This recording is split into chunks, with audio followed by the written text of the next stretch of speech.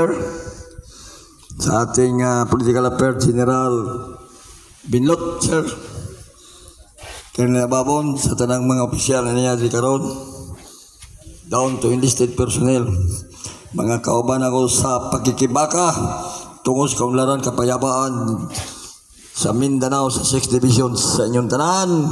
Mayong buntag! Siguro panahon na, no? Parang style baka panahon na magsaya katong sampagita nga kanta, dili siguro, no? Mabitaw ako, nagpasalamat ko sa inyo nga kanang ingon nga musunod lang ta sa atong mga patakaran kay kini akong gibuhat para po ni sa ato aron pag-abot nato dito sa ulo, dili ta ingon nga mangulilat kay tulad ng sinabi ni General Malade, priority ta dito karon. Unang atong palakpakan ng atong kagalingon.